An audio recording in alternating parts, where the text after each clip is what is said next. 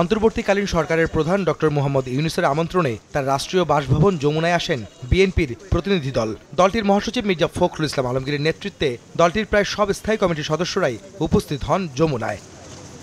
সোমবার বিকেল 4:45 থেকে 5:45 পর্যন্ত চলে বৈঠক। পরে গণমাধ্যমের সাথে কথা বলেন মির্জা ফখরুল। অভিযোগ করেন, আওয়ামী লীগ প্রধান এখনও দেশের বাইরে থেকে দেশবিরোধী ষড়যন্ত্র করছে।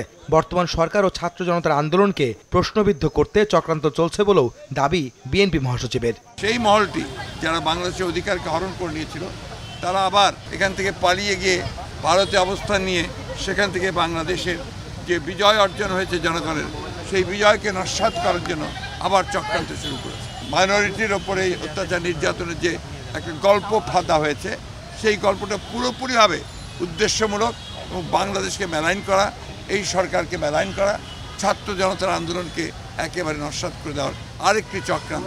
যে সরকারের অবশ্যই সকল রাজনৈতিক দলের সঙ্গে কথা বলবেন, কিন্তু কোনো হত্যাকারীর সঙ্গে নয়।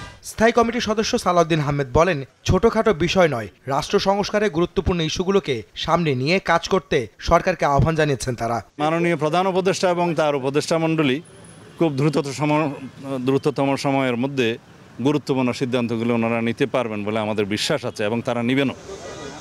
বিকেল 5টায় প্রধান উপদেষ্টার আমন্ত্রণে বৈঠক করতে আসেন জামায়াতে ইসলামীর প্রতিনিধি দল। 11 সদস্যের দলটির নেতৃত্ব দেন আমির ডাক্তার শফিকুর রহমান। পরে গণমাধ্যমে কথা বলেন তিনি। সরকারকে সব ধরনের সহযোগিতার আশ্বাস দিয়ে শফিকুর রহমান অভিযোগ করেন, জামায়াতকে জড়িয়ে ভারত থেকে দেশবিরোধী ষড়যন্ত্র চলছে। দল নিষিদ্ধ ও তা প্রত্যাহারের বিষয়েও কথা বলেন জামায়াতে আমির। কেউ আমাদেরকে নিষিদ্ধ করে দিলই বলে আমরা নিষিদ্ধ হয়ে গেলাম, এটা আমরা মনে করি না। কারণ শেষের দিকে সরকার এমন অনেক ভুল কাজ করেছে, যেটার মাসুল হয়তো এই দেশবাসীকে দিতে হবে, সরকারকে তো দিতেই হবে, এটার বুঝাই দেশবাসীকেও টানতে হবে। পরে গণ অধিকার পরিষদ সহ কয়েকটি রাজনৈতিক দল ডক্টর মোহাম্মদ ইউনূসের সঙ্গে তার রাষ্ট্রীয় বাসভবনে বৈঠক করেছে। আহমেদ সালেহীন, সময় সংবাদ, ঢাকা।